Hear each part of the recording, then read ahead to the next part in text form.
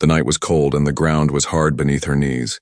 She did not look up at the stars because for her, the sky held no hope. She whispered, almost too soft for anyone to hear, "Bury me here. I am not breeding stock. I am nothing. End it." Her voice was tired, heavy with sorrow. Around her, the campfire shadows danced and faces turned away. No one argued with her. No one offered comfort. They had already judged her long ago. In her people's eyes, she was broken, useless, and unwanted. For them, life had one purpose: to give birth to the next generation. Every woman was expected to carry the future inside her. It was their duty, their only worth. Those who could not fulfill it were cast aside like empty shells. And she had failed. Her people had tried everything: medicines, rituals, cruel experiments. Nothing had worked. No child grew in her womb. Each attempt ended the same way: emptiness. Now whispers followed her wherever she walked. She is not breeding stock, not even fit for life. The words cut her deeper than any blade, so she begged them, night after night. "Bury me here. Let the soil take me. I do not deserve to walk." But they never buried her, not yet. They left her to live in shame as a warning to others. Her body was alive, but her spirit was already buried. The wind blew dust across the camp and she wrapped her thin arms around herself. She remembered when she was younger, when she still believed she was like the others. Back then, she had laughed, she had dreamed, she had even thought of names for children she would never have. Those dreams were now ashes inside her heart. Every day was the same. She would wake up to the eyes of her people staring, some with pity, most with disgust. Children were told not to get too close to her. Mothers whispered, "Do not grow up like her." Fathers said, "She is cursed." No one touched her hand. No one spoke kindly to her. She lived among them, yet she was more alone than the stars, in the endless sky.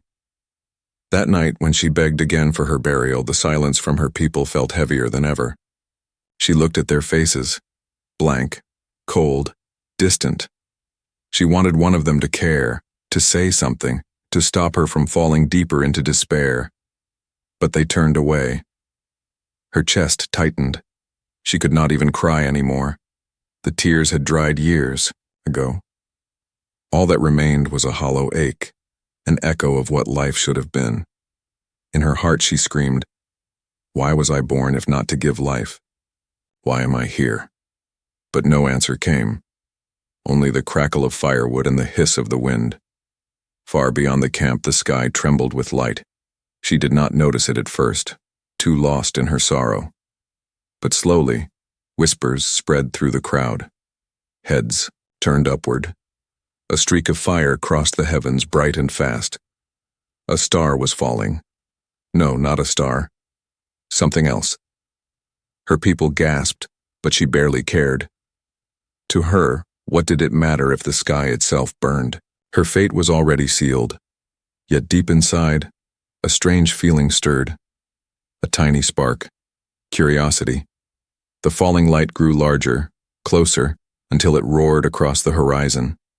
The ground shook as it struck far beyond the hills, sending a wave of dust into the air. The earth groaned beneath their feet. Her people panicked. Some cried out that it was a weapon, others that it was a curse. Children clung to their mothers. Warriors grabbed their weapons. She simply stared. For the first time in years, something had pulled her out of the darkness of her thoughts. She felt awake. But still, the whispers returned. "It is a sign. A punishment. Look at her. She brings bad luck." She begged for death, and now death falls from the sky. The blame turned toward her again. Always her. She lowered her head. Maybe they were right. Maybe the heavens themselves had heard her cries and answered. Her voice shook as she whispered again, "Bury me here, please." Yet even as she spoke, she could not take her eyes away from the horizon. Something inside told her that whatever had fallen from the sky was not death, but something else, something new. For the first time in a long time, she did not want to die. She wanted to know who had come from the stars, and why did her heart beat faster at the thought? The camp was silent after the falling star, but silence in her world was never peace. It was judgment. She walked through the settlement the next morning with her head down. Every step felt heavy, as if the earth itself wanted to drag her into the ground. Children paused in their games to point. Mothers pulled them back, whispering sharp warnings. "Stay away from her, she is cursed." The words were not loud, but they cut deeper than knives. She had heard them all her life, sometimes shouted, sometimes whispered, but always the same. Always. The reminder. She was not like them. She was broken. In her people's world, a woman had only one purpose: to carry the next generation. Their survival depended on it. Their pride depended on it. A woman who could not give life was seen as dead already, and she was that woman.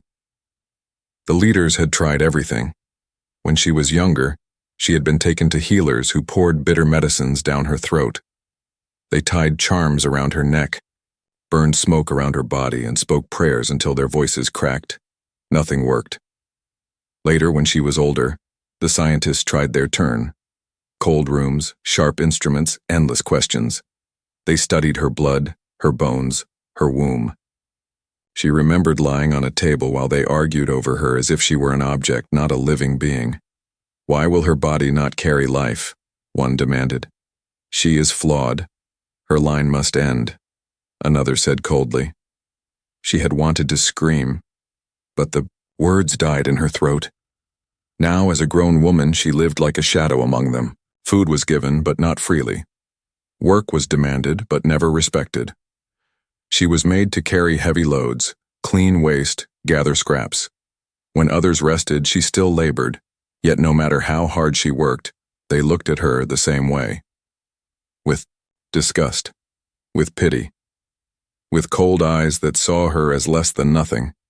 She was not even allowed to sit near the fire at night. They said the flames were for the living, for the future. She was neither. So she sat on the edges, always in the dark, always alone. Once a boy asked her, "Why do you not fight back? Why not run away?" She had smiled, though it was not truly a smile, it was a broken curve of lips. "Where would I run? Who would want me? I have no place. Not here. Not anywhere." The boy had stared at her, confused, before his mother pulled him away quickly as if her words were poison. That was the truth of her world. She had no place. Still inside her, a quiet ember refused to die. She longed for something more, though she did not know what. At night she would look at the stars when no one watched, and she would whisper questions. "Why am I here? If I am nothing, then why am I alive?" No answer ever came. But whispers about her always came. One night she overheard two women near the fire. "She begged for burial again," one said with scorn. "Good. If she dies, the curse will leave us," the other replied. Another time, a group of men laughed loudly. "She is not breeding stock, but maybe she can serve another use." Their eyes burned with cruel hunger. She had fled before they could act. But their laughter followed her into the dark. Her people treated her like dirt, but she still carried their shame. Every insult, every whisper, every cruel laugh, it pressed against her heart until she could barely breathe. And yet she kept walking each day, step after step, breath after breath. She told herself it was because she had no choice. But deep down, a small part of her still hoped, though she hated herself for it, that someone someday might see her as more, not as breeding stock, not as cursed, but as a person. When the star had fallen from the sky the night before, that hope had stirred inside her again. She could not stop thinking about it. The ground had shaken. The light had been brighter than the sun. Something had come down from the heavens. Her people called it a curse, but in her heart she wondered, Could it be something else? The leaders ordered warriors to investigate the crash. They warned everyone, "Stay away. Do not go near the fallen fire. It is dangerous. It is a punishment from the gods." But she could not forget the light. She lay awake that night, staring at the ceiling of her small shelter, listening to the whispers of the camp. Some were afraid, some were angry. All of them were convinced that whatever had come, it would bring death. She, however, felt something she had not felt in years. Curiosity. It scared her because curiosity meant hope, and hope, she knew, was dangerous. Hope could break you even more. But still, when she closed her eyes, she did not see her people's cold faces. She saw the light across the sky, burning, powerful, alive. And for the first time, she wondered if perhaps the gods had not cursed her after all. Perhaps they had sent an answer. She did not yet know it, but her cruel world was about to change forever. The sun had barely risen when the warriors returned from the hills. Dust clung to their armor and fear shone in their eyes. The camp gathered quickly, every voice whispering, every hand trembling. "What did you see?" the people demanded. "Was it a curse? Was it death from the sky?" The warriors spoke with nervous voices. It was no fire of the gods. It was a ship. The crowd gasped. A ship? From the stars? Their people had never built such things. The sky was forbidden, unreachable, but the warriors swore it was true. A vessel of metal had fallen from the heavens. Smoke had poured from its wounds, yet it was still whole. And there were beings inside, not gods, not demons, not their own kind. Something else. Fear spread quickly. The elders shouted warnings. "Do not go near them! Whoever they are, they bring danger. They are not of us, not of our blood. If we touch them, we may all be cursed." The people believed. They always believed. They clung to fear like a shield. But she did not. She stood in the back of the crowd, her eyes wide, her heart racing. A ship from the stars, beings inside it. Could this be the answer she had begged for all her life? For once her shame was forgotten. She wanted to see them. She needed to see them. That night when the camp slept, she walked toward the hills. Her steps were slow at first, then faster. Every shadow looked like a watcher. Every sound made her flinch. If she was caught, she would be punished, maybe even killed. But the pull inside her was stronger than fear. The ground grew black with ash as she neared the crash site. The air smelled of smoke and strange metals. The earth itself was torn open, trees broken like sticks. And there, resting in the crater, was the ship. It was unlike anything she had ever seen. Silver skin, scarred by fire, lights that glowed softly, pulsing like a heartbeat. It looked alive. And then she saw movement. Shapes. Figures stepped out of the broken ship. Tall, strong, wearing armor that gleamed even in the dark.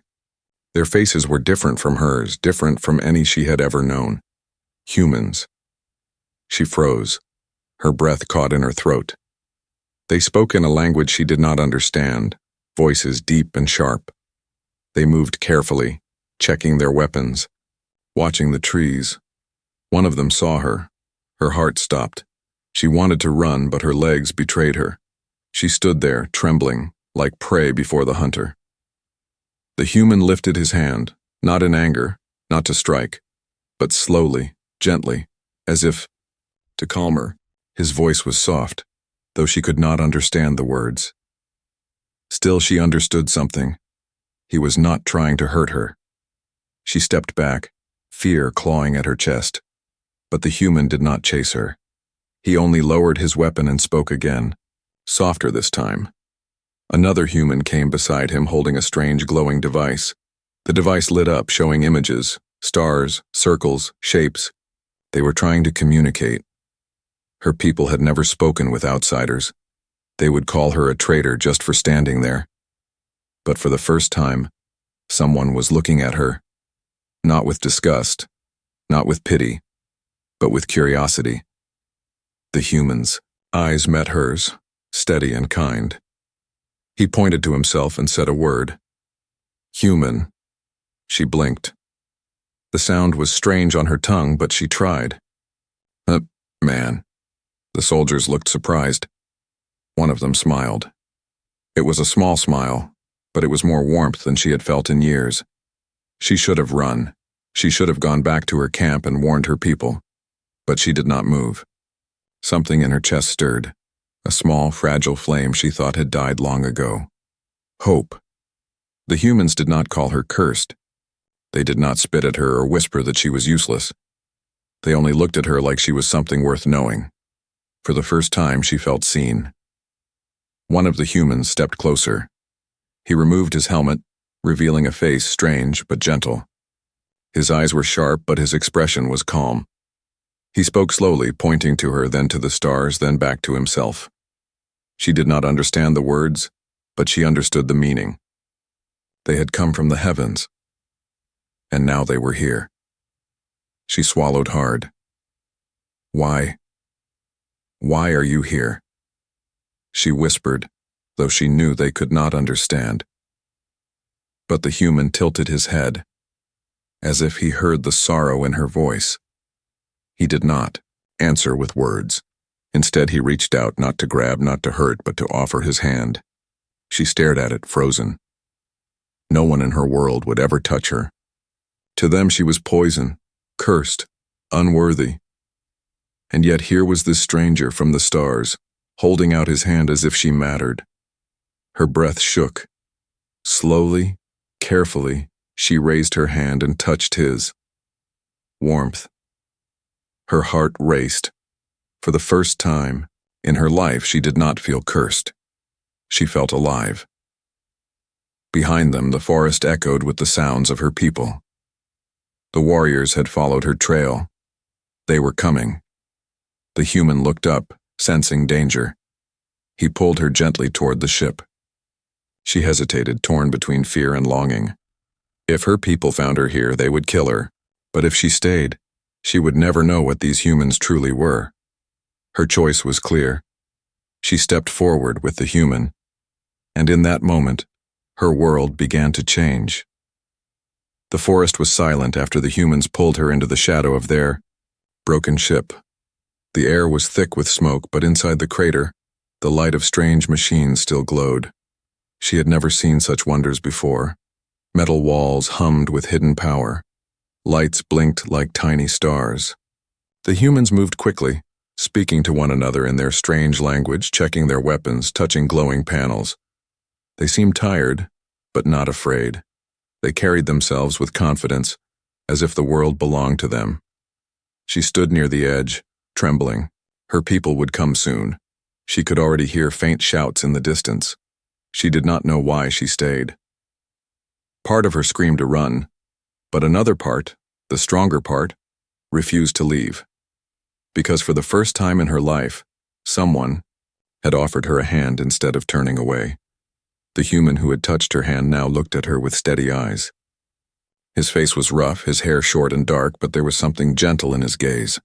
He pointed to himself and said again, "Human." She repeated softly, "Man." The others glanced at her curiously.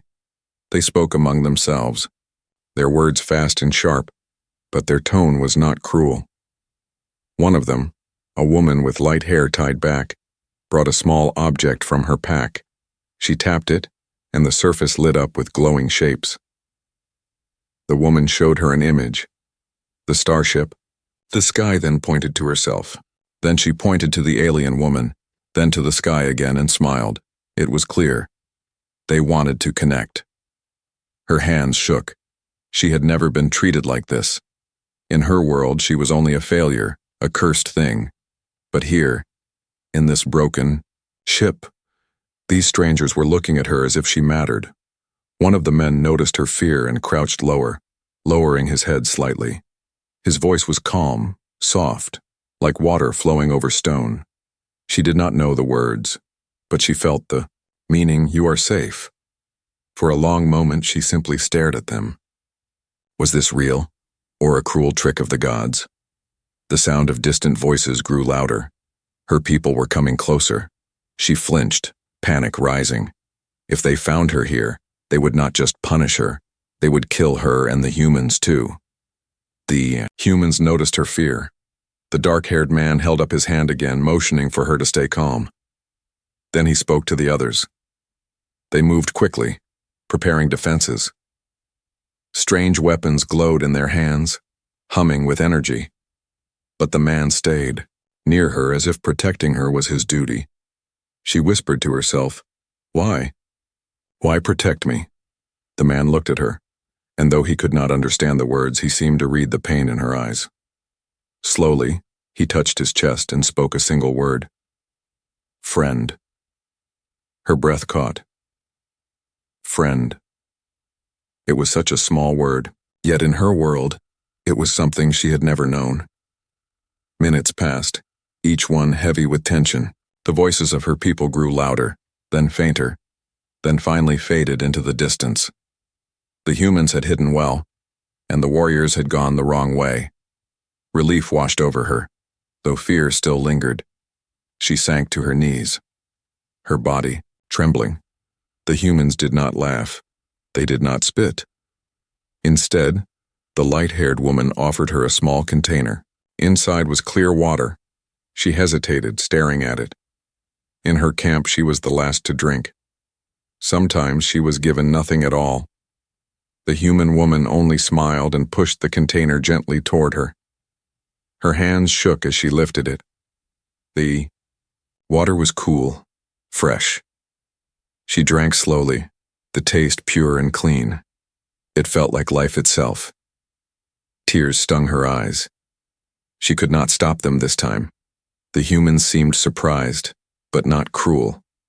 The dark-haired man crouched beside her, his hand hovering near her shoulder, unsure if he should touch. Then gently he rested it there. It was the first time in years anyone had touched her without disgust. The warmth of his hand broke something inside her. She wept quietly, her body shaking. Not from pain, not from shame, but from the sudden, unbearable weight of kindness. She whispered broken words. Why you help me? I am nothing." The human did not understand the words, but he understood the meaning. His face softened. He shook his head firmly and said, "No, not nothing." She looked at him stunned. Not nothing. No one in her world had ever said such words. That night she remained near the humans as they worked to repair parts of their ship. She listened to their voices, even though she did not understand. Their laughter echoed softly in the dark. They laughed even after falling from the sky, even after being wounded. How strange, she thought. How powerful. She sat close to the fire they built, not at the edge, not in the shadows. For the first time she felt she belonged, even if only a little. Her people would never forgive this. If they discovered she had stood among the strangers, they would call her traitor. They would bury her, alive. But for the first time she did not care, because tonight she was not cursed, she was not useless. Tonight she was simply alive, and perhaps, just perhaps, she was beginning to hope. The days that followed felt unreal to her. She had always lived on the edge of her people's camp, unwanted, forgotten, but now she lived in the shadow of a broken ship with strangers from the stars, and for the first time, she was not treated like dirt. The humans gave her food when they ate. They gave her water before they drank. They even offered her a place, near their fire. At first she sat at a distance, afraid it was all a dream that would vanish if she came too close, but each night they welcomed her again until slowly she moved nearer. She had never known such warmth. Not from her own kind, not from anyone. The humans worked tirelessly to repair their ship. Sparks flew as they fixed broken panels.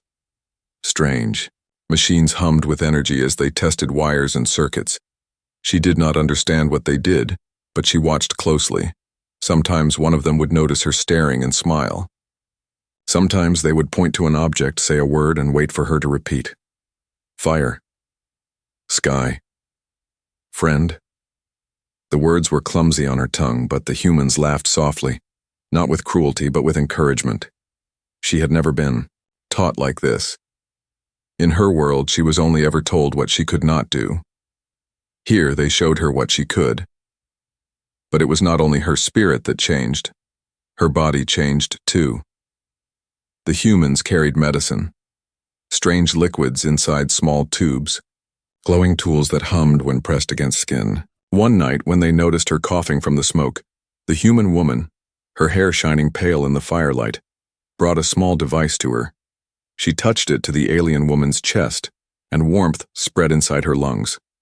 The pain faded. Her breathing grew easier. She gasped, touching her chest. How? The human woman only smiled and said a word she could not understand, but she understood the meaning. Healing. No one in her world had ever cared if she suffered. No one had tried to heal her, not truly. To them she was useless, so why waste effort? But to the humans, she was not useless. She was simply alive, and that was reason enough. As days passed, her skin grew brighter. Her eyes no longer carried the dull haze of despair. She felt stronger, her body responding to care it had never received. And then, something impossible happened. It began with a feeling deep inside her. A warmth, soft at first, then stronger each day. At first she thought it was the medicine, or perhaps the food, but soon she realized it was something more. Her body was changing. One evening she touched her stomach and froze. A faint rhythm pulsed within, not her own. Her heart stuttered, her breath quickened. She pressed her hand harder. Life. There was life inside her. She stumbled to the fire where the human sat, her eyes wide, her voice shaking. No. Not possible. The humans looked at her in confusion. She pointed to her stomach, trembling. The pale-haired woman's eyes widened with sudden understanding. She rushed forward with one of their glowing devices. A soft hum filled the night. The screen lit up with shapes. Lines moved, pulsing. A small flicker beat like a tiny drum. The human woman gasped. She looked at the others, speaking quickly in their language. Their faces lit up with shock and joy. Then she turned the device to show her. On the screen was the small flicker of life, growing, alive, real. Her knees gave out. She collapsed to the ground, tears streaming down her face. No, I am not. I cannot. But the proof was there. The impossible was real. All her life, her people had told her she was cursed, broken, unable to carry life. She had begged for death because of it. She had believed she was nothing. And yet, here she was. A spark of life grew inside her. Not because of her people. Not because of their cruel tests and rituals. Because of the humans. She pressed her trembling hands to her face. Tears fell freely, not of despair, but of overwhelming emotion. For the first time, she was not empty. For the first time, she was more than useless. She was a mother. The humans surrounded her, speaking softly. The dark-haired man who had first offered her his hand now knelt beside her. His eyes shone, with pride as if her miracle was his own. He touched his chest, then pointed to her stomach and said a word slowly. Life. She repeated it, sobbing. Life. The word felt like sunlight inside her mouth. But with the joy came fear. What would her people do if they found out? They had mocked her for years, called her cursed. If they learned she now carried life, and that it was because of humans, they would not celebrate. They would destroy her. She shook with terror, but the human man placed his hand gently on hers. His voice was steady. Safe. You are safe. Safe. She wanted to believe it. She needed to believe it. That night, as she lay near the fire, her hand never left her stomach. She whispered to the tiny spark of life inside her. You are real. You are mine. You are hope. For the first time in her life, she did not beg for death. For the first time, she begged for life. The days turned into weeks, and the spark of life within her grew stronger. She could feel it every morning, a steady rhythm, a warm reminder that she was no longer empty. For the first time in her life, she carried hope inside her. The humans watched her closely, protecting her like she was one of their own. They gave her softer tasks, food rich with strength, water cleaner than any she had tasted. Each night, they checked her health with their glowing tools, smiling each time the little heartbeat appeared on the screen. They celebrated her. She had never known what celebration felt like. In her world, she had only known whispers of shame. Now she felt pride blooming where despair once lived. But her people did not remain blind forever. Scouts had seen her near the human camp. Rumors spread like fire. The cursed one has betrayed us. She hides with the strangers. She carries their corruption. One morning, she awoke to shouts echoing through the forest. Her people had come. Dozens of them stood at the HFY edge of the crater. Warriors with weapons raised, elders glaring with hate. The air was thick with anger. The woman froze in terror. She knew these voices too well. She had grown up beneath their cruelty. They had told her she was nothing. They had begged for her death. Now they had come to take her. The humans stepped in front of her, weapons humming, ready to protect. The dark-haired human leader raised his hand and shouted words she could not understand, but his meaning was clear. Stand back. The warriors did not listen. One of the elders stepped forward, his voice sharp like a blade. You dare walk among them? You who begged for death, you who are cursed, and now you carry this corruption? He pointed to her stomach. The crowd gasped. Whispers turned into roars. She carries life. It is impossible. She was barren. She lies. Her knees shook. For years she had wanted them to believe she was more than a failure. But now their eyes burned with rage, not wonder. They could not accept it. Her lips trembled, but she forced her voice to rise. It is true. There is life inside me. I am not cursed. The elder's face twisted with fury. That is no child of ours. That is a poison planted by these outsiders. You shame us all. Her chest tightened. For a heartbeat, the old despair clawed at her again. The words, shame, cursed, useless, they had lived in her mind for so long. But now, when she placed her hand on her stomach, she felt the steady beat of new life, and she remembered the human's word. Not nothing. Her fear burned into fire. She stood taller. I begged for death, she said, her voice trembling but loud. You gave me none, you left me to rot, but they... She pointed to the humans. They gave me life. The crowd erupted in rage. Warriors raised their weapons. The humans raised theirs too, ready to fight. The dark-haired leader placed his hand on her shoulder. His calm presence gave her courage. She stepped forward, away from the protection of the humans. Gasps filled the air. She was no longer cowering. She faced her people directly. You called me cursed. You called me nothing. But look at me now. Her hand pressed firmly against her stomach. I carry what you said was impossible. I am not cursed. I am not useless. I am alive. I am more than breeding stock. The words echoed like thunder. For a moment, even the elders fell silent. Some of the younger ones stared with wide eyes, not of hate but of wonder. A few women touched their own bellies as if imagining something new, something beyond the cruel rules of their world. The elder shouted again, desperate. Lies! She is corrupted. Kill her before she spreads it. But this time, the people hesitated.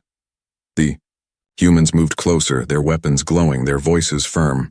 The dark-haired leader looked at her, then at the crowd, and said one word loud enough for all to hear. Life. The simple sound cut through the chaos. She repeated it louder, her voice shaking the air. Life. The crowd stirred. Some still looked furious, but others could not turn away from the truth before their eyes. She had been empty all her life, yet now she carried life. It was undeniable. She was no longer the cursed one. She was proof that the world could change. Tears streamed down her cheeks, but they were not tears of weakness. They were tears of strength. She raised her voice again. I will not beg for death anymore. I will not live in your shadows. I will walk with life, with hope, with them. She pointed to the humans, because they saw me as more. Her words broke something in the crowd. Murmurs spread. A few lowered their weapons. The elder roared in anger, but his voice no longer carried the same power. His world of control was crumbling. The humans guided her back toward the fire, standing at her side, their presence like a wall of protection. Her people did not attack. They only watched, torn between hate and awe. For the first time in her life, she did not feel small. She did not feel worthless. She felt powerful. She had become something greater than shame, greater than fear. She was a mother, a symbol, a living defiance of everything her people believed. She was transformation itself. That night, as the fire burned high and the humans guarded her, she whispered to the life inside her, "They cannot bury me, not now, not ever. I am alive and I am yours." And for the first time, she believed it with all her heart. The moons hung high in the sky, casting silver light over the camp. The humans had built their fire strong, and the warmth reached her as she sat close, one hand resting on her stomach. The spark of life inside her was no longer just a faint flutter. It was stronger now, steady, undeniable. Every night she whispered to it. She whispered words of hope, promises of a world better than the one she had known. "You will not live in shame," she said softly. "You will not be cursed. You will be a sign that life always finds a way." The humans listened quietly. Though they could not understand her words, they understood her tone, and in their eyes, she saw respect. Not pity, not scorn. Respect. Her people did not attack again. They lingered at the edges, watching from the shadows. Fear and anger still burned in many hearts, but doubt had taken root as well. They had seen the impossible. The woman who was called barren now carried life. No elder, no ritual, no cruel experiment had achieved it. It had come only after the humans arrived. Whispers spread across the villages. Maybe she is not cursed. Maybe the strangers carry power we do not know. Maybe the old laws are lies. The elders tried to crush these thoughts, but whispers cannot be silenced forever. As her body grew heavier with the child, she changed in more ways than one. She walked with her head higher. She spoke without trembling. She looked her people in the eyes and did not bow. The girl who once begged for death was gone. In her place stood a woman carrying the future. One night, as the humans worked on their ship, she stood before the campfire and spoke. "All my life, you called me nothing. You buried me in shame, though I still breathed. You said I was cursed. But look at me now." She pressed her hand to her stomach. "Life grows within me. You cannot deny it. You cannot explain it away. It is here." Some of her people turned their faces, but others, especially the younger ones, looked at her with wide eyes. "I am not breeding stock. I am not cursed. I am alive. And this child is proof that there is more to us than the chains you placed on us." Her words struck like fire through dry grass. When the time came, she gave birth under the care of the humans. They worked with gentle hands, their strange tools glowing, their voices calm. The pain was great, but she endured it, clutching the hand of the dark-haired human who had first reached out to her. And then, with a cry that echoed through the night, her child was born. Small, fragile, but alive. Her tears fell freely as she held the tiny being to her chest. The child's skin was soft, its eyes blinking open with innocence. For a moment, the entire world seemed to hold its breath. Her people gathered at the edges, watching. They expected a monster, a curse, a sign of doom. But what they saw was life. Pure, undeniable life. The child's cry reached their ears, and something shifted in their faces. Fear turned to awe. Hate turned to silence. Even the elders could not speak. The woman rose to her feet, cradling her child. She faced them boldly. This is not poison. This is not corruption. This is hope. This is proof that we are more than the chains you place on us. Humanity gave me kindness, and through that, life has come. The humans stood behind her, silent guardians, their presence strong. For a long time, no one moved. Then, slowly, a young girl stepped forward from the crowd. She looked at the child with wide eyes and whispered, "Beautiful." Others began to murmur. A few women wept quietly. The younger men lowered their weapons. Only the elders stood stiff, with fury, but their power was fading, because the truth was there in the woman's arms. The child grew quickly in the days that followed, strong and bright-eyed. Wherever the woman went, people turned to look, no longer with scorn but with wonder. She was no longer the cursed one. She was the mother of something new. Her people could not deny it. Humanity had not brought death from the sky. They had brought change. As the humans prepared to leave, the dark-haired leader stood before her. His eyes were steady, his voice soft. He pointed to the child, then to the stars, and said one word: "Future." She smiled through her tears. "Future," she repeated. The humans left her with tools, medicine, and food before they departed. But more than that, they left her with something greater: dignity. Years later, the child would grow to walk among both humans and her people, a living bridge between worlds. Songs would be sung of the barren woman who carried the first child, of change. The woman who once begged for death became a mother of hope, her name spoken with respect. And whenever she looked at her child, she remembered the moment she first heard that word.